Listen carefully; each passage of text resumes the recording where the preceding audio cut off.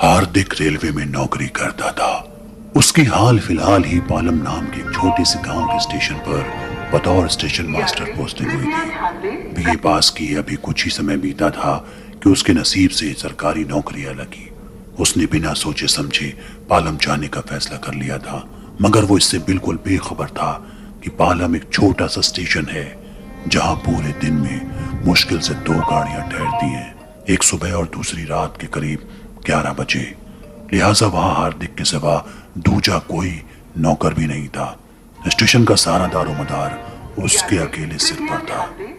मुसीबत तो ये थी कि स्टेशन का नजदीकी गांव भी करीब 5 किलोमीटर दूर था, मगर वहां से हर सुबह एक इमाम साहब रेलवे पटरी से थोड़ी दूर मौजूद एक मजार में बनी मस्जिद में नमाज अदा करने आया करते थे।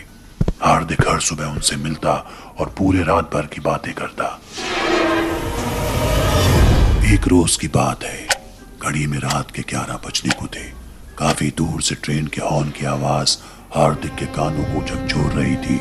ये वक्त उस दिन की आखिरी ट्रेन की आमद का था। वो भी हरी झंडी लेकर तैयार हो गया। मुसाफिरों से खाली इस स्टेशन की वीरानगी हार्दिक को मानो काटने दौड़ती।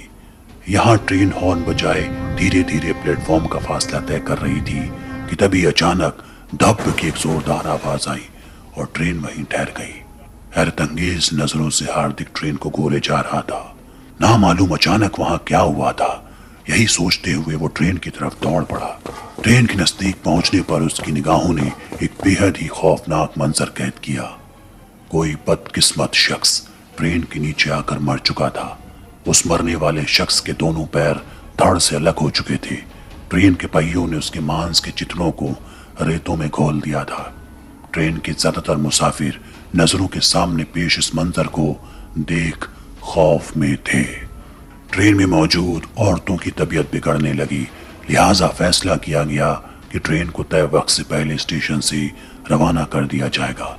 वर्दी वालों ने उस शत विशत लाश को पटरी से हटाकर स्टेशन के प्लेटफॉर्म पर रख दिया। ट्रेन के हॉर्न के साथ एक बार फिर मुसाफिर अपनी अपनी बोगियों में लद गए, मगर यहाँ हार्दिक के जहन में अपने अकेलेपन का ख्याल था। उसने पुलिस वालों से गुजारिश की, आप में से कोई एक शख्स यहाँ रुक जाए, मैं स्टेशन पर अकेला हूँ। मगर अपनी ड्यूटी शेड्यूल से मजबूर पुलिस वालों ने अपनी मजबूरी जाहिर की और ट्रेन प्लेटफॉर्म को छोड़कर चल दी। एक बार फिर रात अंधेरे की जद में थी, मगर इस बार हार्दिक अकेला नहीं था, बल्कि उसके साथ थी प्लेटफॉर्म पर पड़ी वो कटी छटी लाश। इंतजार था सुबह होने का और उम्मीद थी कि रात जैसे तैसे बस गुजर जाए। अभी घंटा 1.5 घंटा ही बीता होगा कि हार्दिक की आंखें भारी होने लगी, मगर उसे हरगिज नींद को खुद पर हावी नहीं होने देना था। उसे बड़े बूढ़ों की जुबान आज भी याद थी कि चाहे कुछ भी हो जाए, मैयत के करीब रहते किसी भी सूरत में नींद से फासला रखना जरूरी है, क्योंकि अगर लाश के करीब कोई सोया तो लाश में काले साए दाखिल हो जाते हैं। इस ख्याल ने हार्दिक को सजग कर दिया। उसे डर तो बहुत लग रहा था, लेकिन कुछ ही मिनटों में उसकी आंख लग गई। नींद के आगोश में गए अभी करीब 1 घंटा बीता होगा कि अचानक उसे कुछ अजीब सी कचर कचर की आवाज आई। ऐसा लगा मानो कोई मांस को चबा रहा हो। वो फौरन अपने केबिन से बाहर निकला। बाहर लाश बिल्कुल सलामत थी, मगर वहां कुछ था जो बेहद अजीब था। दरअसल जहां लाश को रखा गया था वो अब वहां से काफी दूर पड़ी थी। ये वाक्य बेहद अजीब था। उसके जहन में बुरे ख्याल तो थे, मगर वो उसे नजरअंदाज करते हुए अपने कमरे की तरफ बढ़ गया।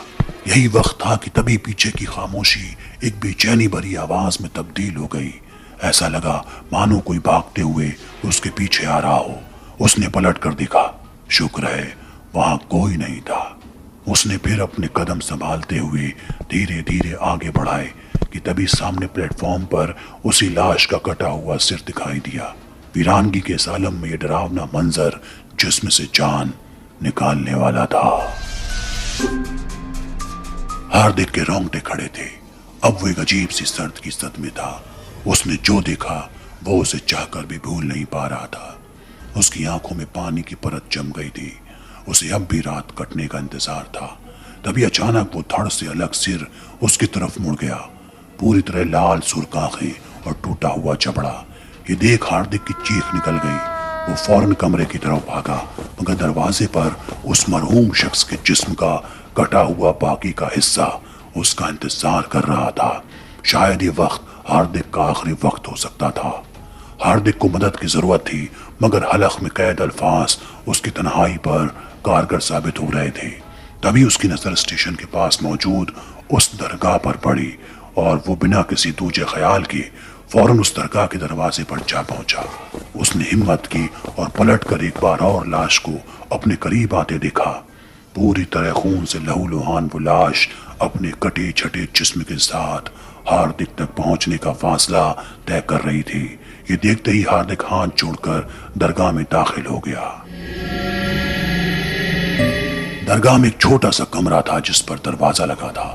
ہاردک فوراً اس دروازے کو کھول کر اندر گھس گیا اور دروازہ بند کر دیا۔ اس کی لمبی لمبی کھینچتی ہوئی سانسیں عجیب دہشت نما منظر پیش کر رہی تھی، اور اس سانسوں کی آواز اس کالے سائے کو پریشان کر رہی تھی۔ وہ زور زور سے درگاہ کے باہر چیخ رہا تھا۔ کالی رات میں اس کی آوازوں کی گونج بے حد ڈراونی تھی، مگر باوجود اس کے وہ لاش درگاہ میں داخل نہیں ہو پا رہی تھی۔ اس کی لاکھ کوششوں کے باوجود بھی ہاردک نے خود کو اس کمرے میں قید کر لیا۔ وہ درگاہ میں بیٹھ کر بھگوان سے پرارتھنا کر رہا تھا، اور اسی کشمکش میں اس کی آنکھیں بند ہو گئیں۔ اگلے دن صبح کی اذان سے اس کی آنکھ کھلی۔ چاروں طرف خاموشی تھی۔ اس نے اس سے پہلے بھی کئی دفعہ امام صاحب کو صبح کی اذان دیتے ہوئے سنا تھا، مگر آج اس آواز میں بہت کچھ الگ تھا۔